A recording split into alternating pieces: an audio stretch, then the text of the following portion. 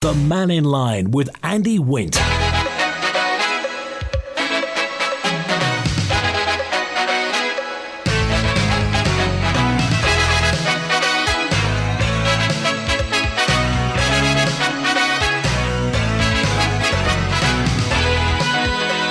Faster by, good afternoon. Welcome to Mannin Line on Manx Radio. Open line today, so whatever you want to talk about, by all means do get in touch. It could be anything you heard yesterday with Laurie Hooper, DHSC Minister, and we talked about an awful lot, including the lung cancer screening programme. Also about the future of Cumnall Moor. What's going to happen? Is Cumnall Moor going to close before the new one is open? Where's the money going to come from? In fact, yesterday was a lot about where's the money going to come from, wasn't it?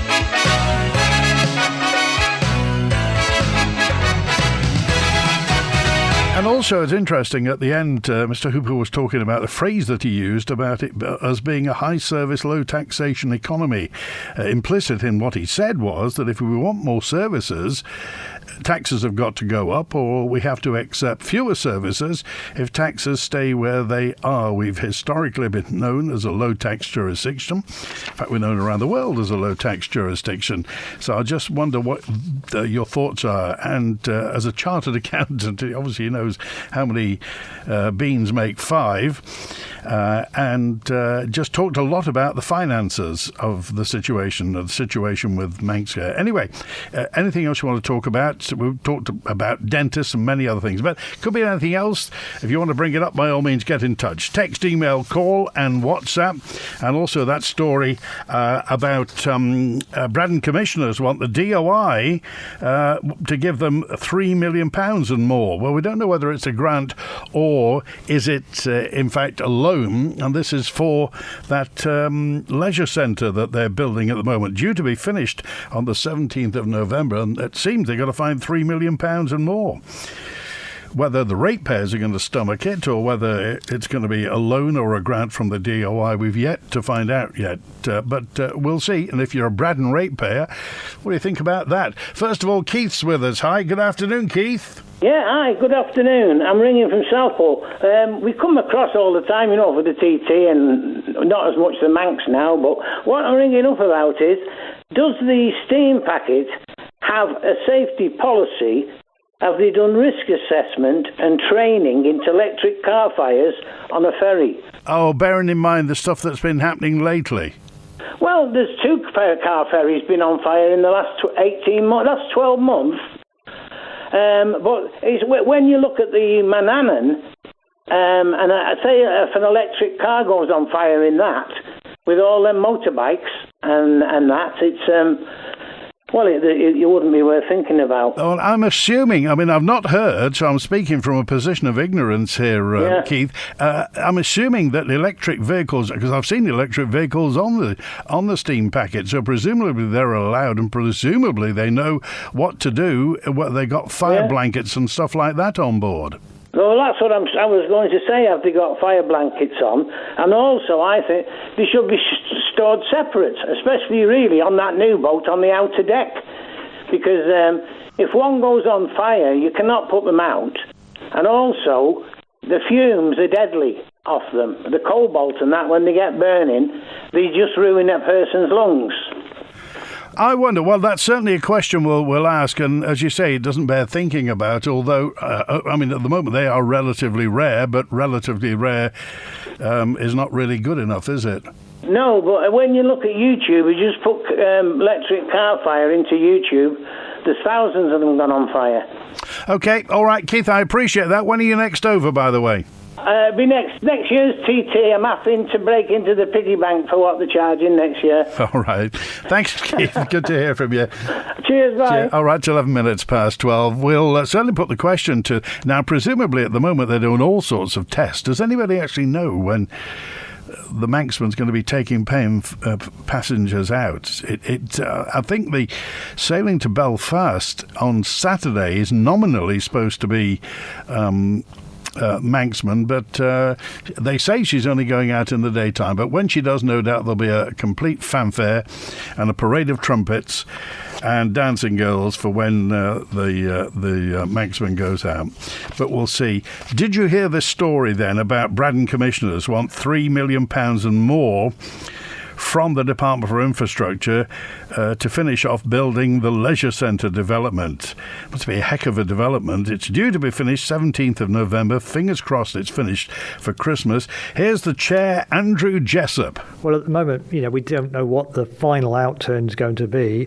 Obviously, part of the problem that we've had is because of the delay, we've had no income. So we're actually now repaying the borrowings already out of money that we don't have, if you understand.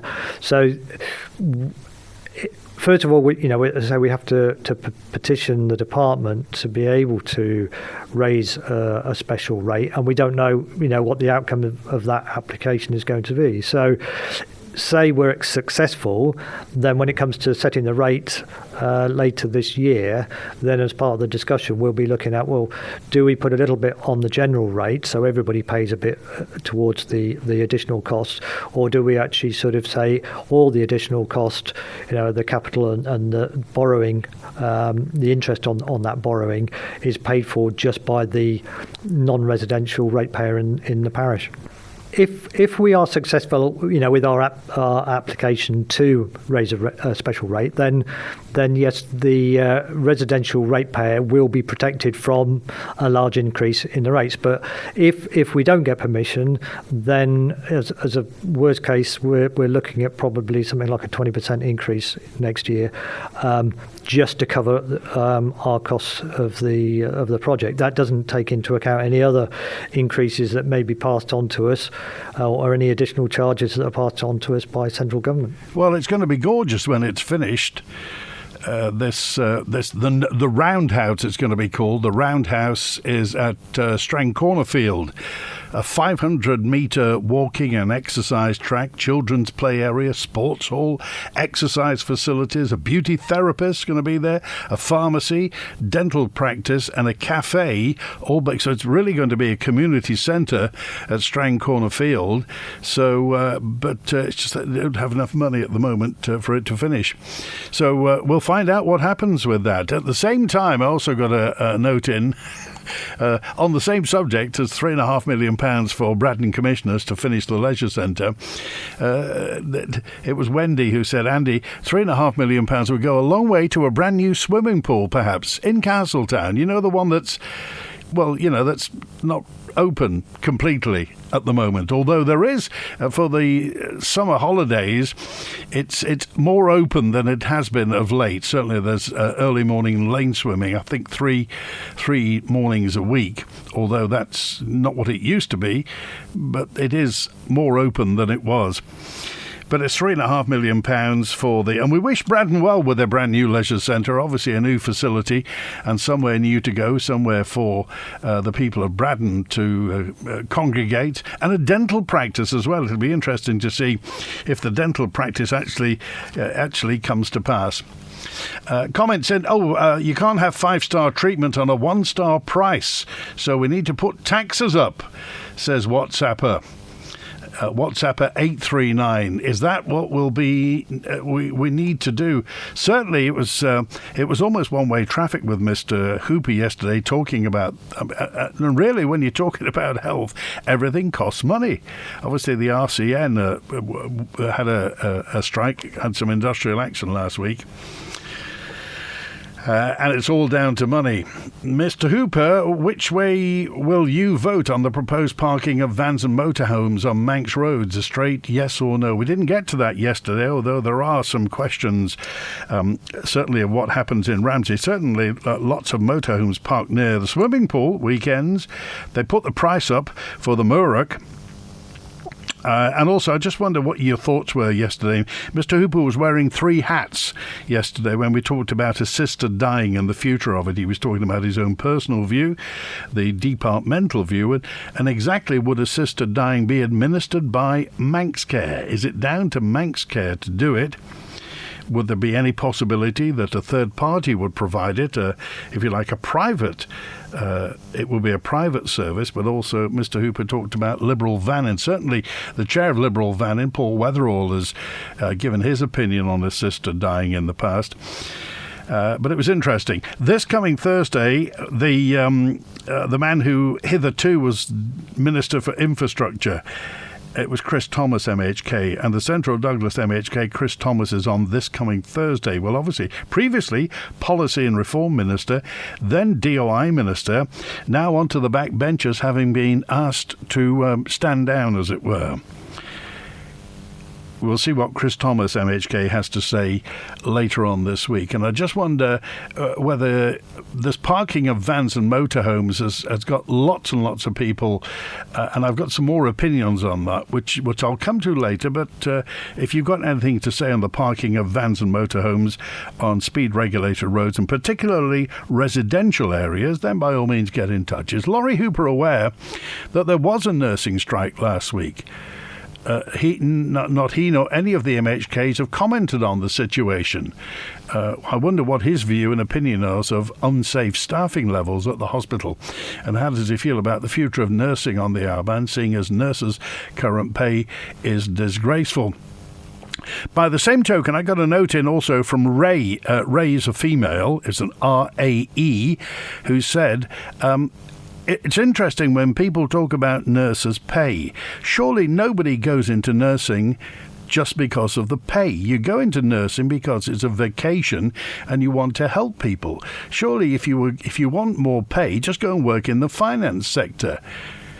It maybe isn't as fulfilling as becoming a nurse, but you will get more pay. So if your first port of call is pay, surely working as a nurse isn't what you should be doing.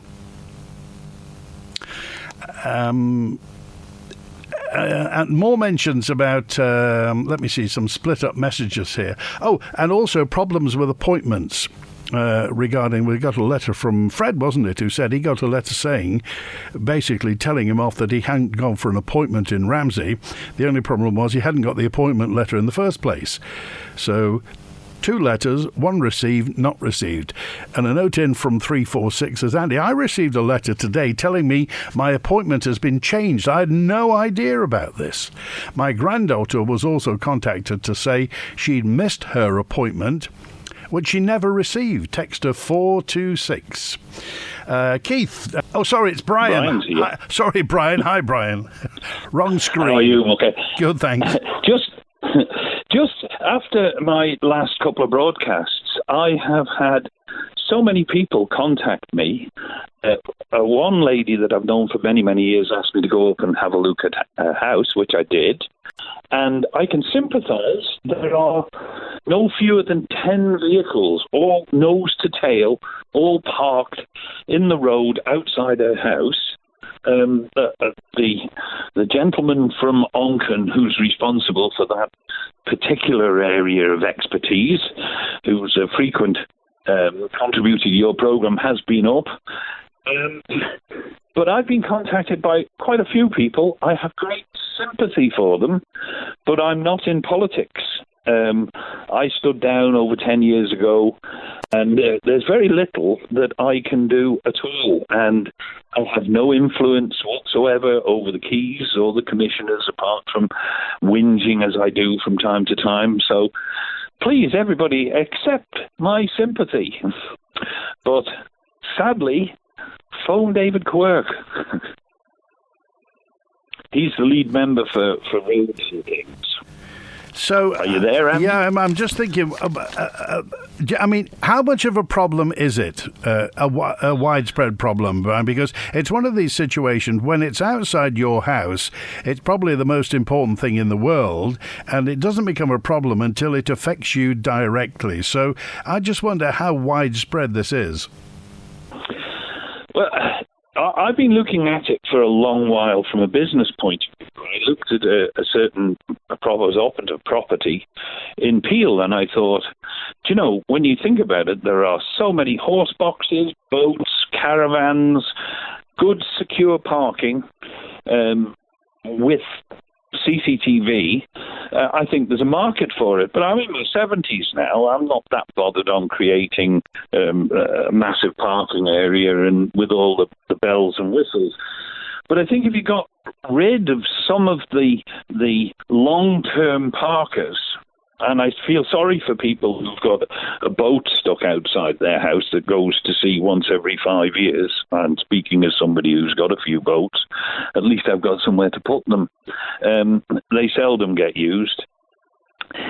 I think that would be a good starting point.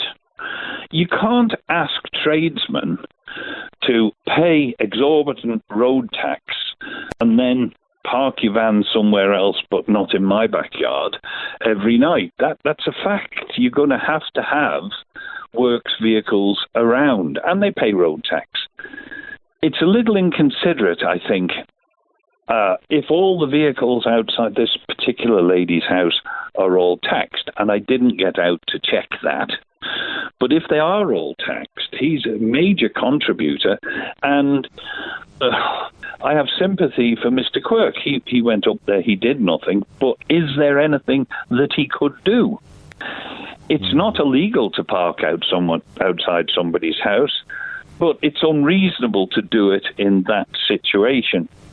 So, I think we've got to look at it somewhat differently. We can't just castigate people for parking in difficult places if we don't provide anywhere where it is reasonably convenient to leave their vehicles. If you are using a camper van and you only use it at weekends, then does it really need to be outside your house? If you are using a van for work every morning at 8 o'clock, that, to my mind, is a different story. But in recent years, planners have... I was bleating on 20 years ago that as we develop the Isle of Man, we should be leaving green passages that would facilitate electric railways when we find that the planet has to use the only form of energy that's convenient, electricity. We could put trams and trains in. That hasn't been adopted, and while we're spreading the planning all over the island, then we're putting extra strain on the infrastructure. When you talk about putting wind farms up, of course, you've got to bring that power back to the distribution network and feed it in. So that's more digging up the countryside, etc., unless you're going to put them next to the power station. And then I think there'll be a little bit of an outcry from Spring Valley, apart from the efficiency factors. But what really gets to me, and I have to say this, I'm a bit of a geek when it comes to physics and mechanics. I listen to people contributing to your show, and they talk absolute hogwash because they don't really understand the physics and nature of things. You can put a solar panel on your roof, but it is a solar collector. It will not collect more energy than actually falls upon it. And even if it was 100% efficient, you wouldn't get a terrific amount of power and be able to power Manchester from the roof of a bus shelter. To put solar panels on the roof of your car is ridiculous. You couldn't collect enough energy to move it 2 foot a day. So we really need our politicians to think about things and learn about things. If they're given a job as a pilot to start work tomorrow, the least they could do is read a Teach Yourself book tonight to try and look at the implications. I had a very close friend who was a politician for many, many years, and he took over charge of the IRIS scheme, which was a joke because he couldn't change a tap washer. So, that's where I get concerned. Okay. We were talking about the planes going over the Isle of Man. Planes travel in airways. As you know, I have a pilot's license. And the India Oscar Mike, which is up on top of Cregnish, that big wiry thing, that is actually a navigation point. And planes fly over the top of that, coming from the one at Wallasey. It's Bravo 2. It's an airway that goes over the Isle of Man. They're not coming here to spread us with condensation from the vapour trails. Come on, get real, boys. OK. I appreciate it, Brian. Thanks for being with us. Thanks, Andy. Good to hear from you. Thanks for that. A note in from Laura, who said, Andy, many people have raised concerns about large vehicles and motorhomes parked next to schools and play areas where people are trying to cross the roads from behind the large vans, but struggle to see when crossing.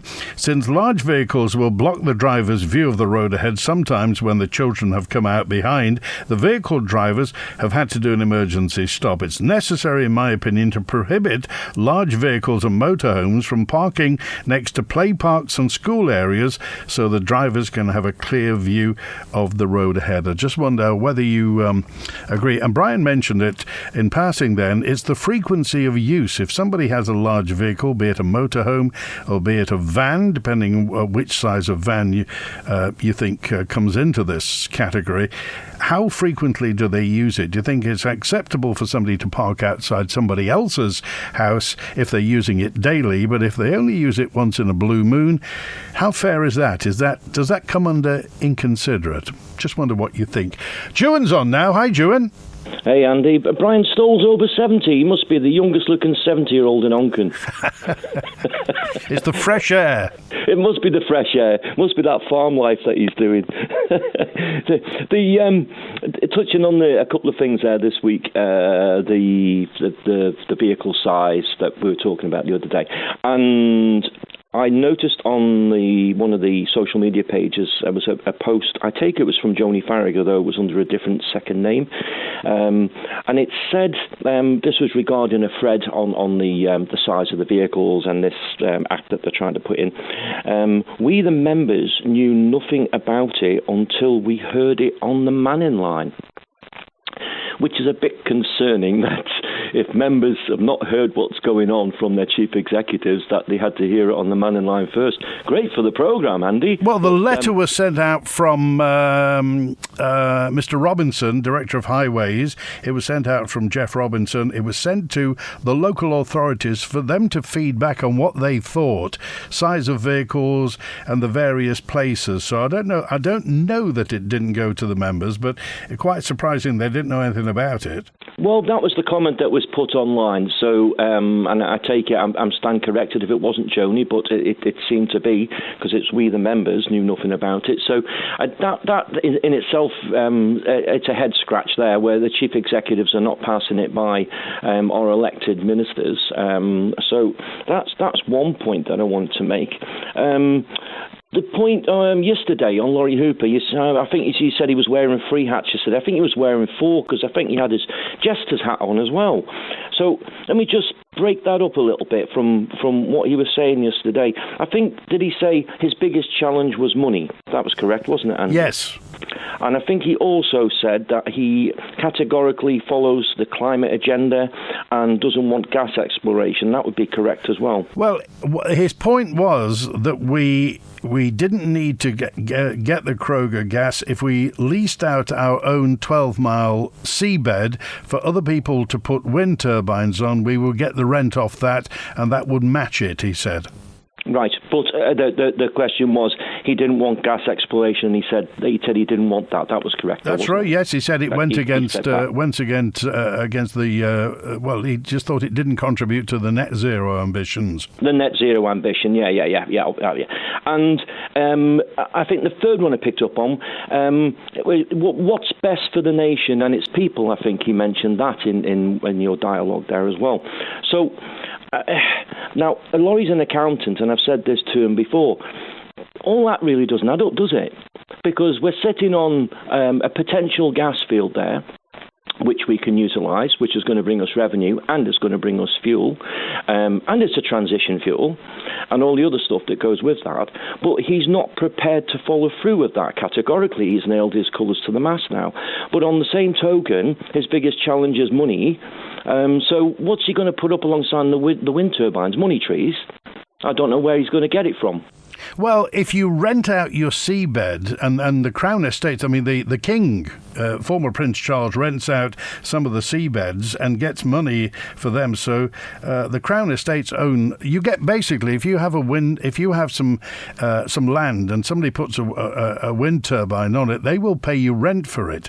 So for lots of farmers around the UK, and certainly I know of a couple in Northern Ireland who are quids in by doing this, renting out their land for wind turbines, whether it's windy or not. Whether it's windy or not, yeah. And again, back to my little favourite statement of following the money on that one, because we're back to the question that I keep asking about these wind turbines. Are we going to have enough electricity to cope with what we are using now? Not even in the future, but where we are now. No one's still answering this question about base loads, and we've just answered the question about money. Yeah, and I'm sure old Charlie's going to be making a lot of money out of renting his seabeds out, and I'm sure a lot of people who own land are going to. But what about us that need the electricity? That's the basis of that one. No one's still answering the question of are you going to cope with the base loads? And let's bear in mind our old friend Bonzo keeps saying it's going to be painful, everyone. So what does he mean by it's going to be painful? Just asking them questions. And the last one before I go, Andy, the Paul Moulton. I haven't listened to the Sunday Opinion programme yet, but talking about the freedom of speech. And I think it was a year ago now that I spoke to Jane Poole Wilson on this programme with reference to the impending hate crime speech that was going to be brought through. And I think all this links together with freedom of speech of what Paul's talking about now. And if they bring in these here laws of hate crime speech, what would be the definition of hate? Would what Paul said about certain chief executives be the definition of hate in the future if this bill came through? Would that be a regulation on our freedom of speech? Well, at the moment, the law is the law. So we have the law of libel and we have the law of defamation. And if you defame somebody, or if you bring into doubt their reputation, then the law of defamation and libel operates as it is now. As for hate speech, that will be something that has to be determined in the future. We all know the direction of travel where that's concerned, and you take one of two views. Either you think people are more prone to take offence than they ever were, or some people take the view that the world is a lot more pink and fluffy than it used to be, and you can't say, certain words to people. So that's the direction of travel, June. And I mean, looking at what's happened in the last few weeks has brought it to light more. These bills have been trying to get through, but you look at what's happening with Farage and everything about the bank accounts and closing bank accounts down if you have political views, and what's happened there recently on our own island. So it makes you wonder where this is heading. And again, back to consultations. If people took a little bit of time to view and air their opinions in these consultation papers, it's like the currency thing that's happening now. People need to air their views, because once this thing becomes, well, not law, it's legal, isn't it? There's a difference between legal and law. Once this stuff becomes legal in statute, then we've got problems. So people need to take a little bit more interest in the consultations and voice their opinions and air their opinions, because everyone that puts something forward, it all helps the cause, doesn't it? Well, democracy is like a muscle. The more you use it, the better it gets. And if people are apathetic and don't do anything about it, I'm not saying they deserve everything they get, but they can't blame anybody else. Yeah, and it's the old saying, isn't it? There's probably 25 million people all sitting at home going, well, what can I do by myself? Good point. Okay, all right, June. Cheers, Andy. Good to hear from you. Thanks, thanks for that. Yesterday, also a mention, and this was from, it wasn't Jeff, was it? It was, Jennifer. Thank you, Jennifer, who just said, Mr. Hooper yesterday when he was talking about Crogga and talking about wind, never mentioned geothermal. I see our good friend Fred Gray had a letter in the paper recently about geothermal and the future, and surely now is the time, Fred said in the letter to the newspapers, that the government's got to just do something, put some money into research and do a test bore for geothermal. If it's there. If it's not at the moment, all we have is some people saying it won't work, some people saying it will work. Well, if it does work, it could help us. And if it doesn't work, well, we spent some money in research and development. It may be £1 million, could be £2 million. Do you think it's worth a punt to see if geothermal energy works on the Isle of Man, drilling deep down into the granite to see whether it's hot enough there to pipe some water down and get steam back to turn a turbine to make electricity? Works in very many places around the world. It's not everywhere, it's not ubiquitous, but in the places where it is, then it works. Some work, some test bores work, some don't work. And also a message in, this is from Brenda, who just said, it was very nice to hear A.D. Cowan yesterday on Manx Radio, and sorry I won't be hearing A.D. anymore. Well, I'm sure A.D. will be back on doing a few things. Certainly, if you're anywhere in the south around Arbury, Parish Hall or Columkillia, you'll no doubt be seeing A.D. Cowan. But after 40 years of service at the Met Office, A.D. Cowan retired yesterday, and we welcome the senior Met Officer at Ronaldsway, Kirsty Pendlebury. Well done, and all the best, AD. He doesn't look that old to be retired, I'll be honest with you. Have you noticed the improvements at Ronaldsway Airport? From today, they're having fewer breaks. The daily runway closures will be significantly reduced from today, Tuesday, August the 1st. Lunacy. It's Lunacy today. A new air traffic controller's roster's in place from today, which means there are only 2 periods of closure compared to the 5 that they used to be, reducing the total closure time by more than 2 hours. So let's keep our fingers crossed for how that is. And a mention in from Perry, who just said, I heard recently about the diminishing number of referees on the Isle of Man and how this could be bad for football. I think the Manx football season needs to move to the summer. The season could begin at the end of April, and there'd be no difficulty in playing 2 games a week, officials accepted. The playing services will be far better quality, reducing injuries, and more people, I'd argue, would come to watch if football was in the summer. I'd also say it would persuade more people to look at becoming officials. It will be far more agreeable to officiate on a warm summer's evening or afternoon than a howling gale and driving rain in January.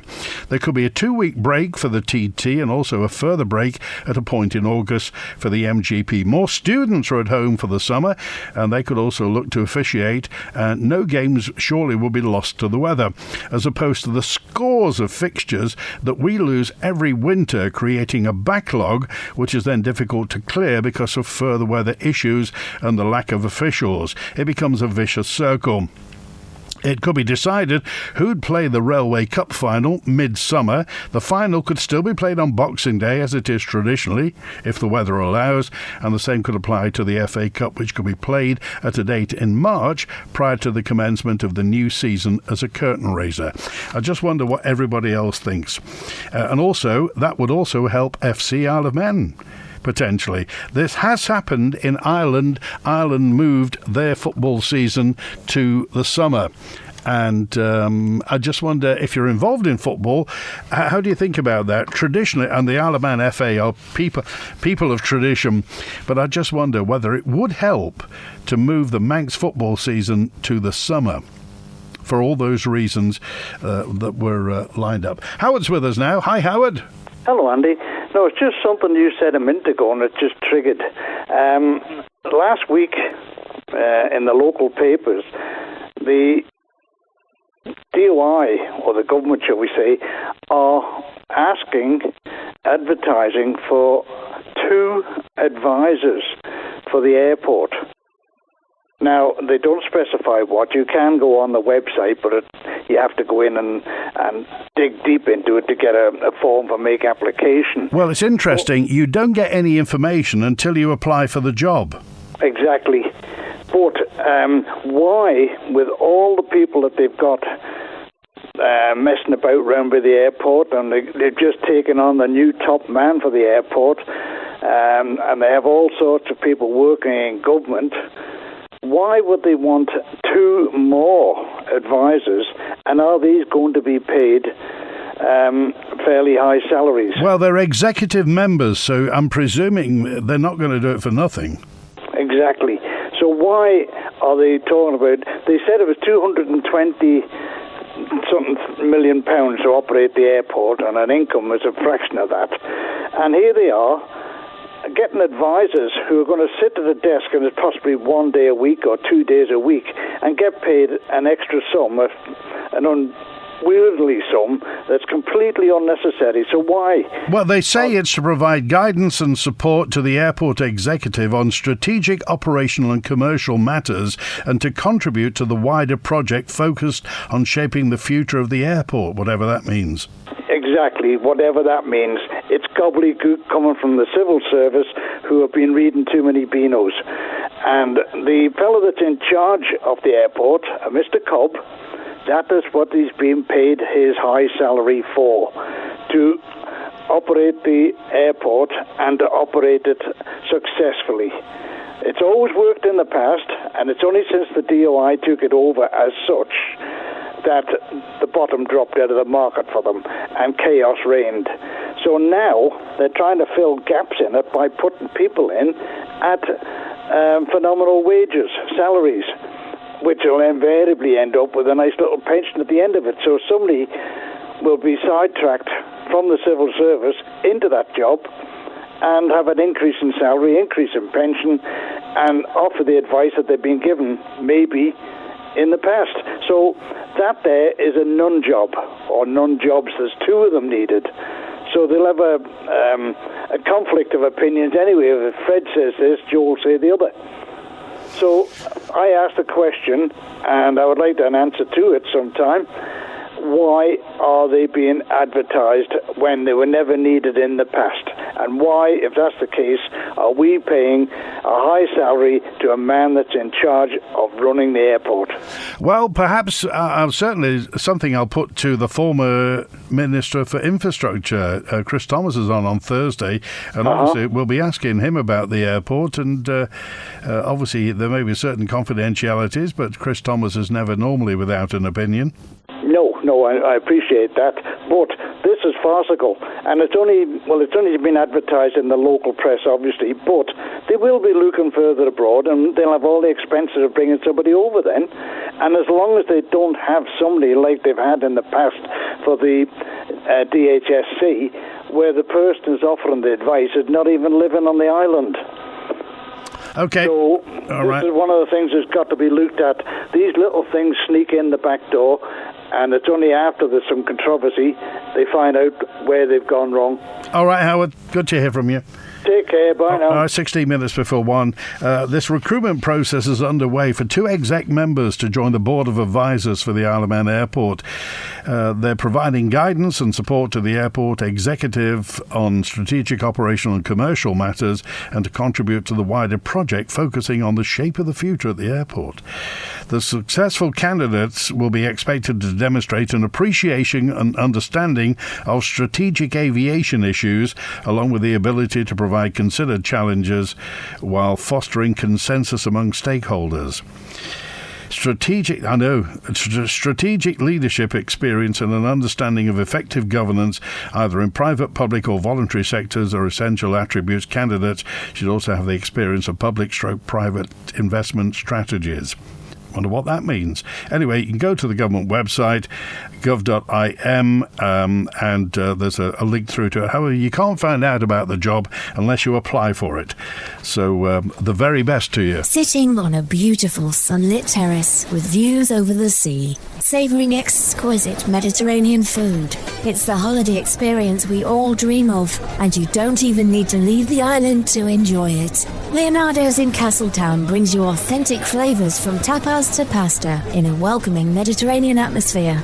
Open Tuesday to Sunday, noon till 3 and 6 till 8. Taste the Mediterranean at Leonardo's in Castle Street. Search them on Facebook. It's incredible what you can do with paper.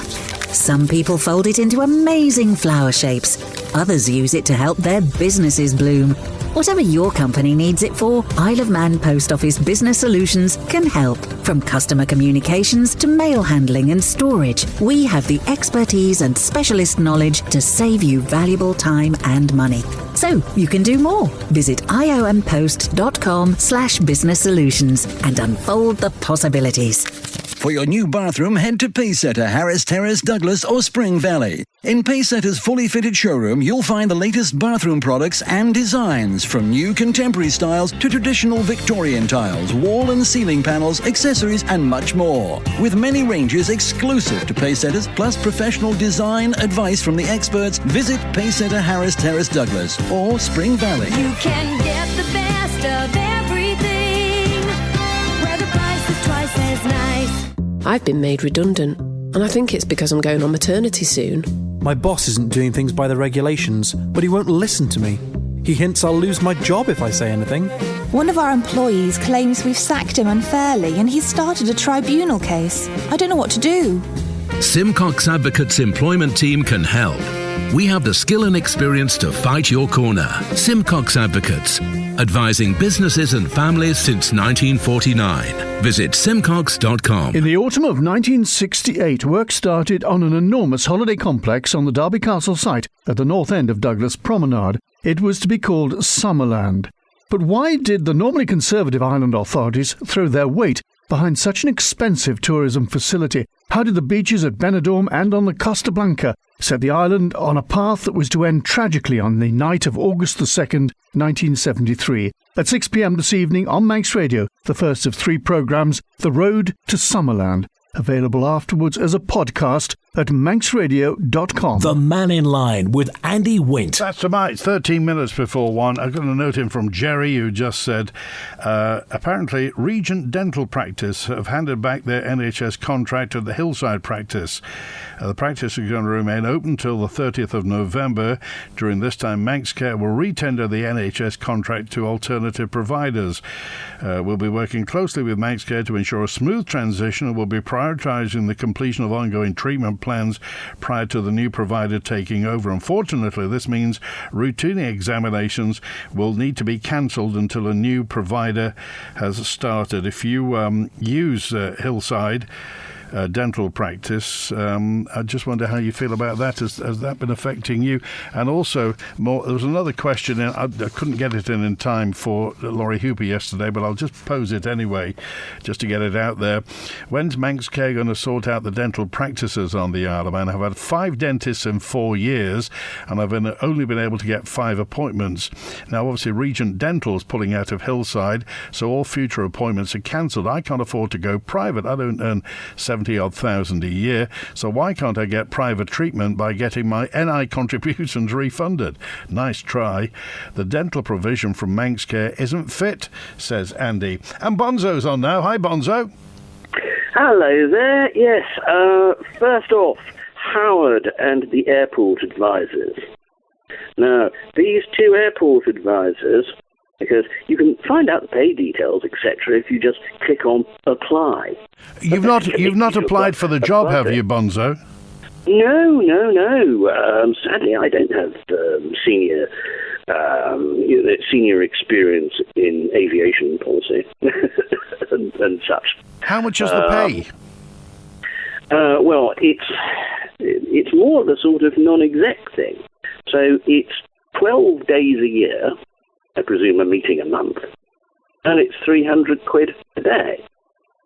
So it's hardly a vast quantity of gold-plated pension job for the boys, etc. Because besides that £300 that you get nominally for the day, I dare say you're probably going to be looking at papers for another 2 days on that. So, it's really just an honorarium, really. Expensive.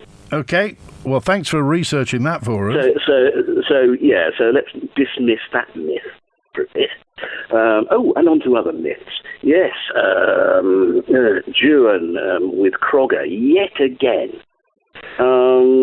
Right. Well, Channel 4 actually yesterday produced a very good segment on Sunak's plans to expand oil and gas exploration and extraction and how the economics of it are completely silly and don't work.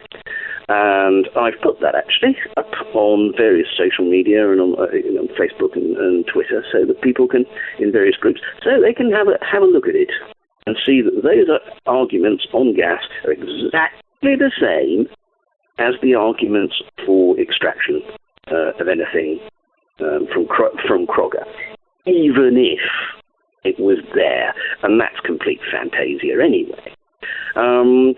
Then, thirdly, we get to Laurie Hooper yesterday. Now, I must admit, I found myself sort of joking a little on the coffee, as he was starting to say things which, hang on, has he been reading my social media? This sounds like stuff I write. In that, yes, he took an accountant's view of Crogga and said, yeah, when you're faced with that, or the certainty of getting big checks right now, and a continuing flow of big checks that you can be certain on, so you can plan your budget from seabed leasing, well, there's no contest. And to try and sort of pretend otherwise, that, we're turning down this magnificent opportunity. Yeah, the magnificent opportunity to go to the casino and lose a shirt. Yeah, right, okay. That doesn't make any damn sense. But it's just the kind of right-wing blinkered nonsense, which I'm afraid that June is very, very happy to disseminate on the programme. However, also at the end of Laurie Hooper's piece on Mannin Line, he did address the fundamental question that all of this goes back to. And the fundamental question of that is tax. For 30 years or more, we've been running a welfare state, where the top 20% of incomes, and certainly the top 5% of incomes, have never had it so good and keep never having it so good, even more. That at the expense of those in the lower three-quarters of income in terms of public services. No wonder public services are falling apart, because they've been defunded, and they've been defunded just to keep other people in yachts, private jets, very, very vulgar flash £250,000 SUV monstrosities. And that's why we can't do these things. Now, it isn't as if we have to tax the wealthy people until the pips squeak. There will never be taxation below 40% in the UK. Labour, I think, want to increase the top rate of tax to 50%. We can offer a top rate of tax that's still quite competitive, but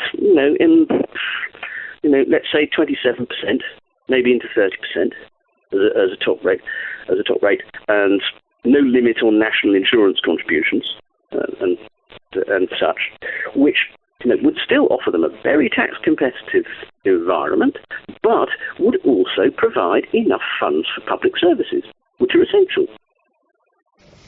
Who's going to make the decision, Bonzo? Because that in itself, you were talking about going to the casino over Crogga.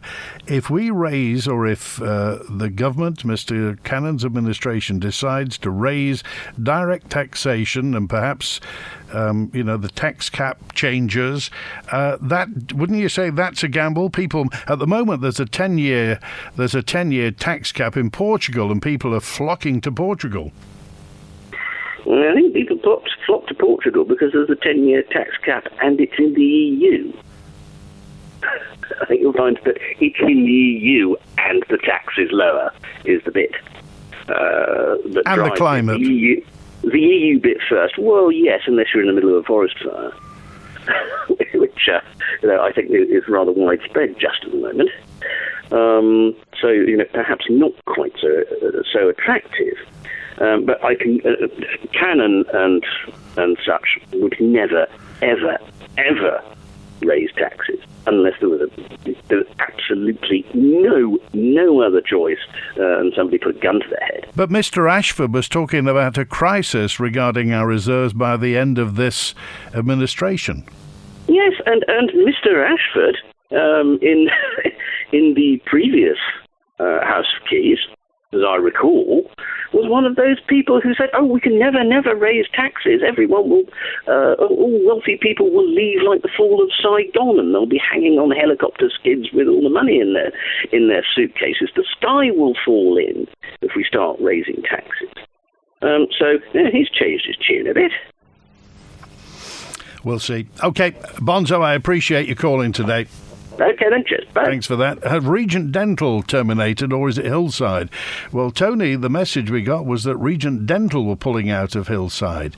You don't need mega money for a private dentist. The average person pays less than £25 a month for Denplan with a private dentist. Well, that's still £25 a month. That's still £300 a year. Many people can't afford £300 a year. And remember, paying NI in the meantime.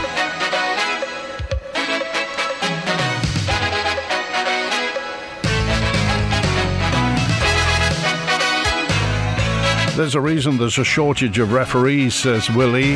It's the abuse that officials are subject to week in, week out, from players and spectators getting abused when they're out socially. This is why referees pack in the sport. Thank you for that. That's something that's widespread around the game, but you just wonder, that's something we really shouldn't have on the Isle of Man, the abuse of referees and the fact that there are having a struggle to get officials. The Airport Advisory Board is £300 a meeting, 12 meetings a year, says Southern Andy. £3,600 a year, so not quite gold-plated. That's it. Thanks for calling today. Thanks to Howie Kane on the phone. It's going to be back tomorrow, open line. WINT